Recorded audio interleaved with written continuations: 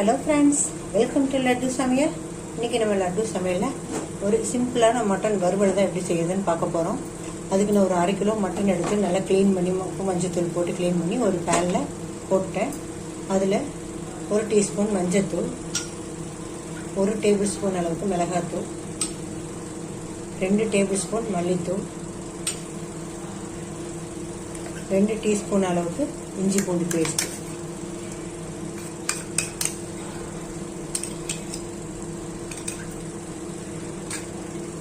அதோட 1 teaspoon garam masala, 1 table spoon அளவுக்கு readymade mutton masala, இந்த மட்டனுக்கு தேவையான உப்பு,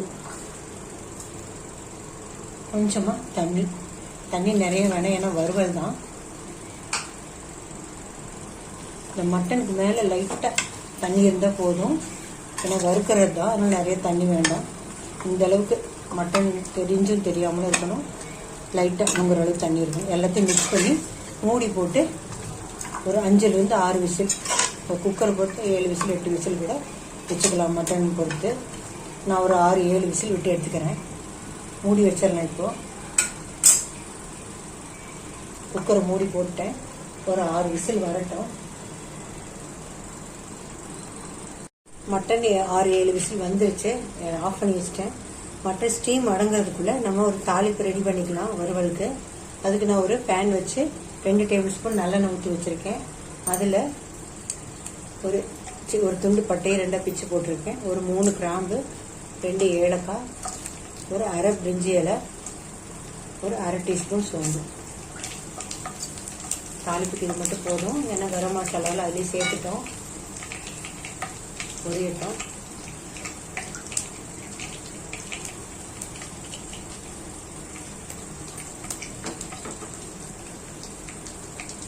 பொரிஞ்சிருச்சு. இப்போ கொஞ்சமாக கருவேப்பிலை போட்டுக்கலாம்.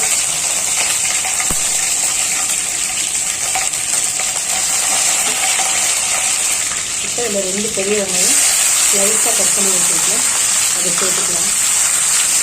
சேர்த்து நல்லா வதக்கிக்கலாம். ஸ்லைஸாக கட் பண்ணிக்கலாம், அப்போ தான் வறுவலுக்கு நல்லாயிருக்கும்.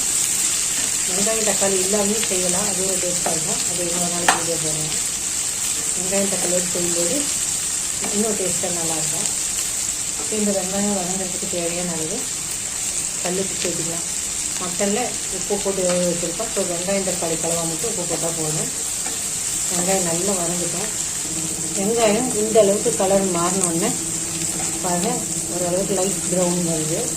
அப்போ தக்காளியை ஆட் பண்ணிக்கலாம். ஒரு 2 தக்காளி அதுவும் ஸ்லைஸாக கட் பண்ணி வச்சுருக்கோம், அதை சேர்த்துக்கலாம். தக்காளி நல்லா ஸ்மாஷ் ஆகிற வரைக்கும் வதக்கிக்கலாம். தக்காளி நல்லா நசுங்கி தக்காளியோட இது தெரியாத அளவுக்கு வதக்கணும். கொஞ்சம் நேரம் நல்லா வதங்கணும். தக்காளி வெங்காயம் இந்த அளவுக்கு நல்லா ஸ்மாஷ் ஆகிடுச்சு. இப்போ நம்ம வேக வச்சுருக்க மட்டனை சேர்த்துக்கலாம், தண்ணியோடையே சேர்த்துக்கலாம். தண்ணியோடையே மட்டனை சேர்த்துட்டோம். தண்ணி ட்ரை ஆகிற வரைக்கும் நம்ம வறுக்க போகிறோம், அதனால தண்ணியோடய சேர்த்துக்கலாம். இப்போ மூடி போட்டு இந்த தண்ணி ட்ரை ஆகிற வரைக்கும் நம்ம வேக வச்சுக்கலாம். இடையில 2 தடவை கலரி விட்டுக்குங்க. வெந்த மட்டன் தான், தண்ணி ட்ரை ஆனால் போதும், வறுவல் ரெடி ஆயிரும். இப்போ மூடி போட்டு வேக வச்சுக்கலாம். தண்ணி ட்ரை ஆகிடுச்சான்னு திறந்து பார்க்கலாம். கிட்டத்தட்ட ட்ரை ஆகிடுச்சு. நீங்கள் இந்த ஸ்டேஜ்லேயே வேணும், கொஞ்சம் லைட்டாக கொஞ்சம் தொக்குமா இருக்கட்டும் அப்படின்னு நினச்சிங்கன்னா இப்படியே எடுத்துக்கோங்க. ட்ரை வறுவலாக வேணும் அப்படின்னு நினச்சிங்கன்னா இன்னும் கொஞ்சம் நேரம் அடுப்பில் வச்சுக்கலாம். இப்படியே எடுத்துட்டிங்கன்னா சப்பாத்தி, பரோட்டா, தோசைக்கெல்லாம் கூட தொட்டுக்கலாம். ரைஸ்க்கும் நல்லாயிருக்கும். இன்னும் கொஞ்சம் ட்ரையாக எடுத்திங்கன்னா தொட்டுக்கிறதுக்கு மாதிரி தான் இருக்கும். நான் இந்த ஸ்டேஜில் எடுத்துக்கிறேன். ட்ரை ஆகிடுச்சு. நல்லா லைட்டாக கிரேவி ஊட்டிகிட்ருக்கு, அவ்வளோதான்.